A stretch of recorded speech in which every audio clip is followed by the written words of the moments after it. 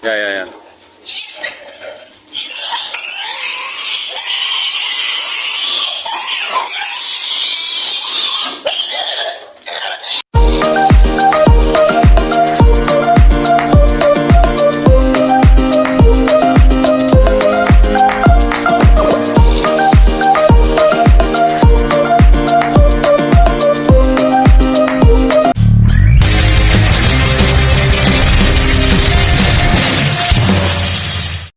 Napakagandang hapon muli sa atin lahat. Oras na naman ang pagpapakain ni Joel ng ating mga alaga. Bali yung puti, well, napakain mo na. Bali hindi na lang pala napakain ni Joel yung itim. Kasi yung itim, pakakainin niya ng meron tayong fermented na banana trunks. Ano, bukas na ta? Bagay. So ito yung pakakain natin dun sa mga native. Yan. Ito yung sapan ng taho. Buti pa may stock kami. Pwede yan, well, siguro subukan kaya natin to. Ibibilad pa tutuyuin. Pag natuyo siya, isasama natin doon sa pag-ano ng manok. Oo. Pwede yan. Magsubo ka lang kahit mga 2 takal. Yun, magbilang natin mag-experiment. Kasi basa itong sapal ng taho na to. Pero kung ibibilad, matutuyuin tapos isasalo natin dun sa mais.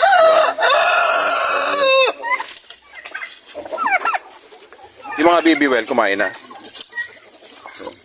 Oo. Yung ating mga baby, hindi pa rin pala kumakain. Wala palang tubig, wala. Ito na mga kabrad yung ating mga bibe. Yan. Kailangan tayo ng tubig. Itong pabo na to, kanina pa sumusunod. Siguro papaluin ako. Kanina pa sunod na sunod eh. Isang paluin.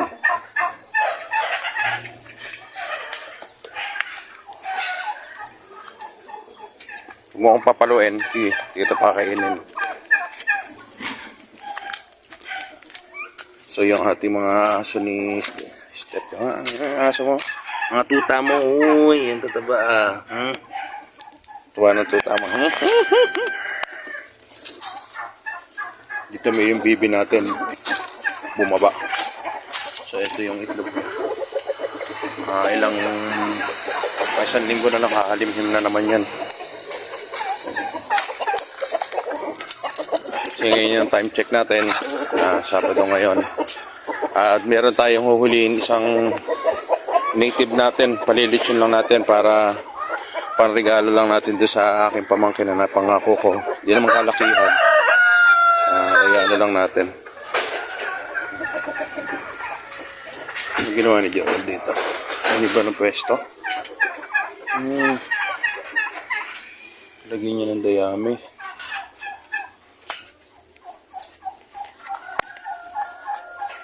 So nakakapag, lalaki ng itlog ngayon ng ating mga manok. Ano mong ayun, lalaki ng itlog.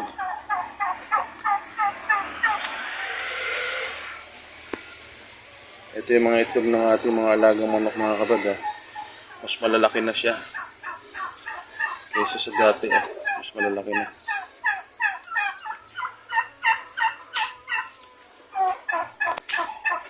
Dito malimhim na.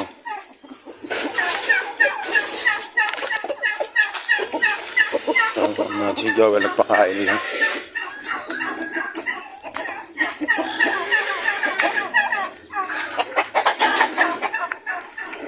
Itong ating mga ina hindi pa kumakain.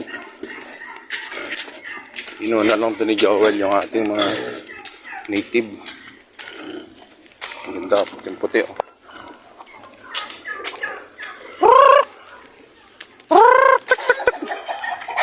Ito ibang manok natin.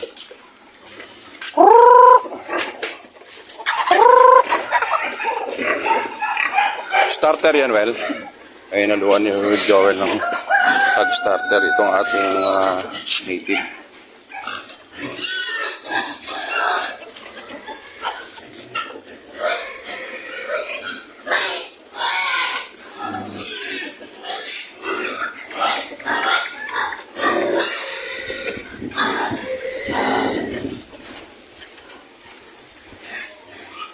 lang tayo siguro kukuha. Siguro yan na lang siguro ibigay natin. Or ito, hindi. Hindi, isa na yan.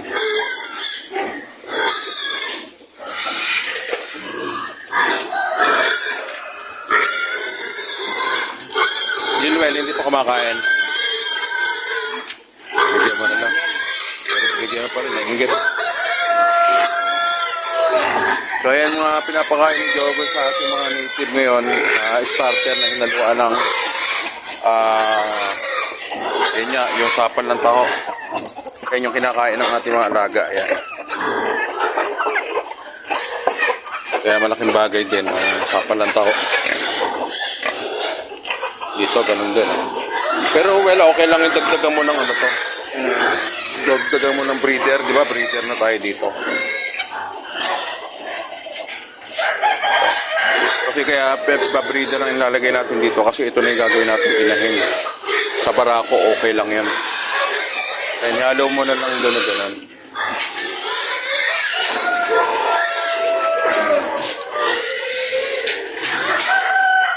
Para makatipid-tipid tayo mga kabrad sa ating pagkain everyday na pinapakain natin sa ating mga alaga. Yun yan, lalo na dito sa ating mga native. Kailangan haluan natin ng sapan ng taho para makatipid tayo. Sila ito ng mga ating mga native, hindi naman masasayalan sa pagkain yan.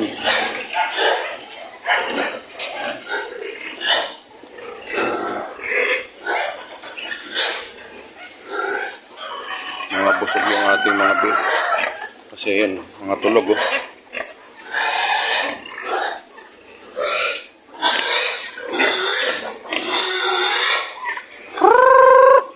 Kaya na, mga iba natin.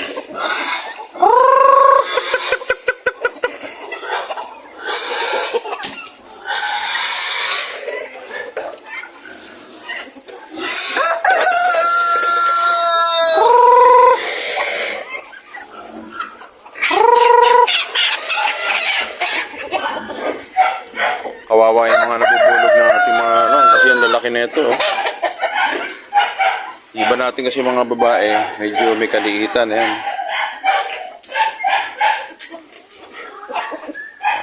Tapos ito, yun naman dito ay sa mga babae.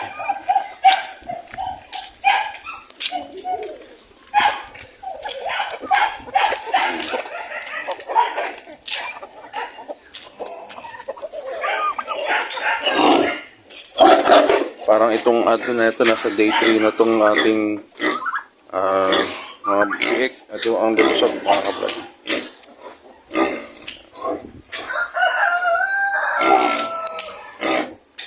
Malulusog ang ating mga native. So, napakasulit talaga nitong inahin na to. Yung anak niya yung sinasaktan niya para lumayo eh. Ganyan yung behavior ng ating native na to. So sobrang sungit niya, overprotective sa kanyang mga anak. Yung anak niya yung kinakagat niya para lumayo sa akin. O ayan o, tinataboy niya dun. Sabi niya siguro, huwag kang lumapit dyan. O tinan mo, susugod sa akin.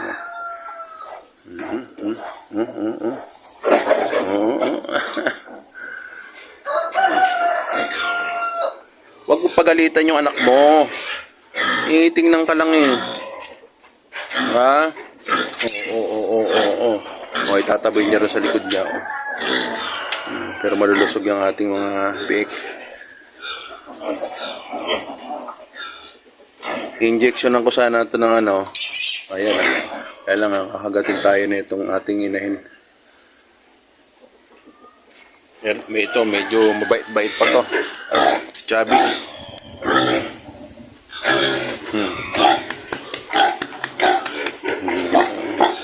Mabait-bait pa to eh.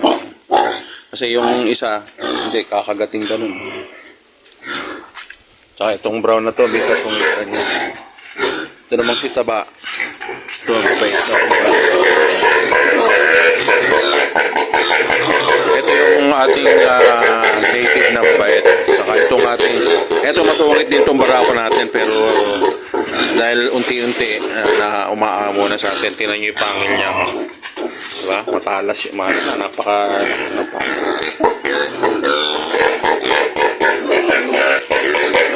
wait lang ito.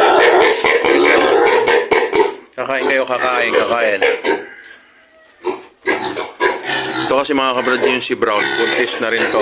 Kaya natin inalis dito yung barakong isa.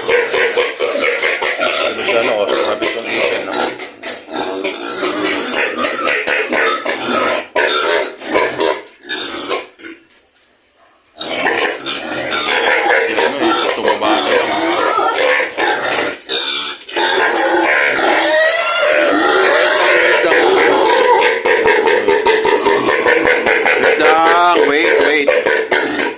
Wait lang ha. Pwede ito, kumain na to? Ay, sige. Sige, wait lang kayo dyan ha.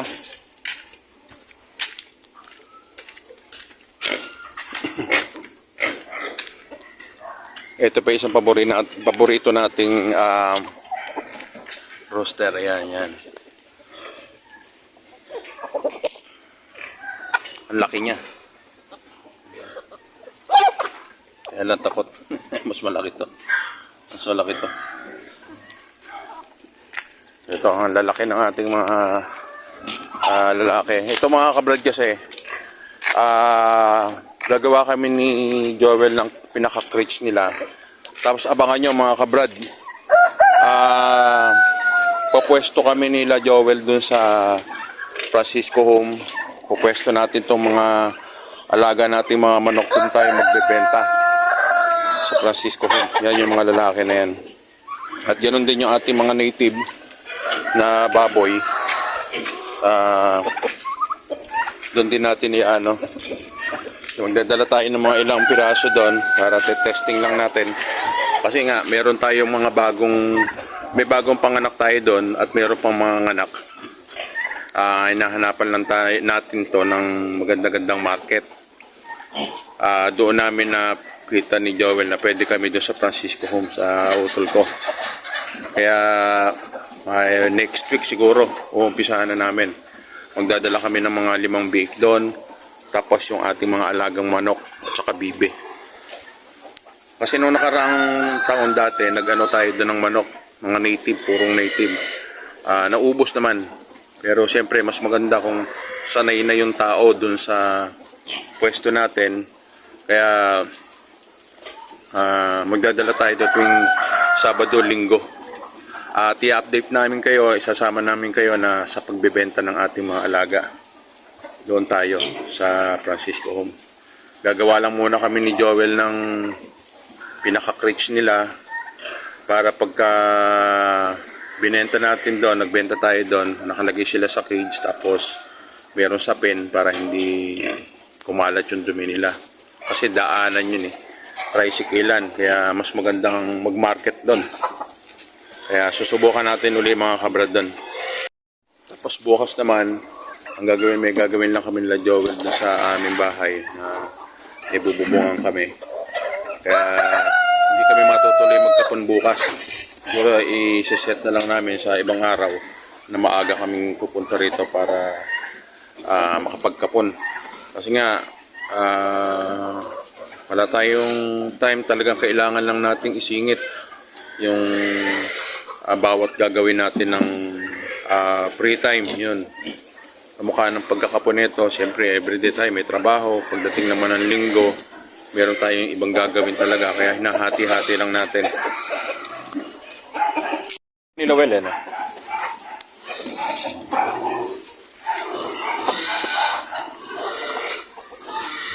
Yan si Joel. Kumbaga kabisado na ni Joel yung pagpapakain ng ating mga alaga. At saka si Joel, minsan pag yung meron siyang mas nakikita na mas kung makakatipid, ginagawa niya yun.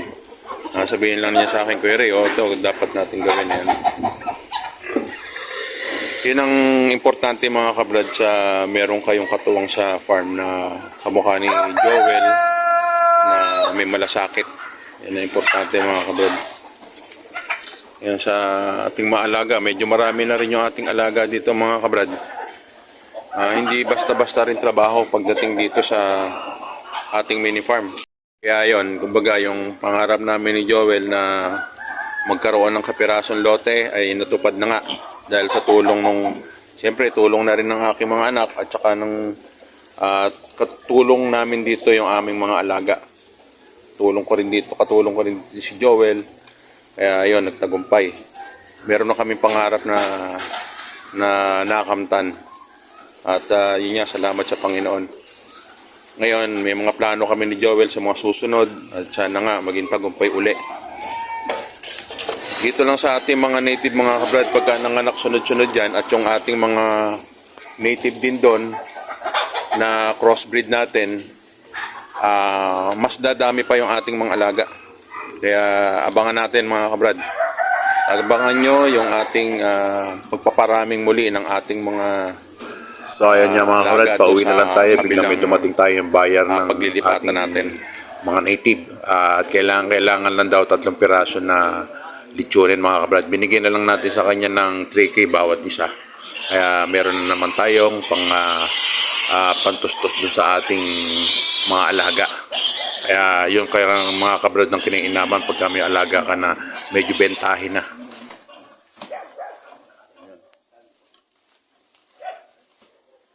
Panali hindi law.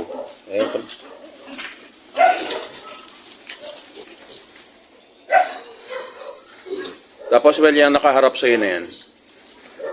Yan ba yan? Ano ba ito? Parang. Yun lang naman yung mas malaki. O yun ang sisulok. Ito nga. Ito lang. Yan. Yan? Okay. Yung na sa'yo? Oo. Ito. Yan. Yan.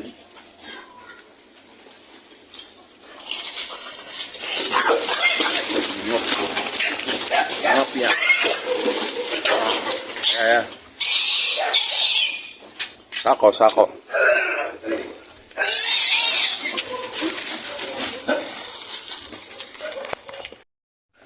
Ito yung sinisado ng lechonero. Nako, naka-video pala yun. Kala ko naka... Kaya salamat. Okay, thank you very much. Guys, yun yung nagbigay sa akin ng isang idea din para din makapag-lechon tayo. At yun, tagumpay na nga rin yun. Sige. Ay, yung kay parin dito ha. Dagdagan mo nga na ano. Dagdagan mo lang. Ano to eh? Yung, Pinagtirahan ng... oo nga. Kuha mo na lang doon sa marami. Pang ano. So ayun mga kabrad. Pauwi na tayo. Pero may humabol pa na bibili ng biik. Kaya ayun. At paano, meron na naman kaming pang tawid gutom ng ating mga alaga. Kami ni Joel. Sa yung bumili sa atin, naglilitsyo na rin siya. Yun yung nagbigay sa akin ng idea na mas maganda yung mga native natin, tayo na maglitsyon. Yun yung doon tayo dati nakamotor lang mga kabrad yun, pero ngayon naka Hilux na. Siyempre, sabi nga, tsaga-tsaga lang. Kaya muli mga kabrad, maraming salamat po sa ating lahat. God bless po.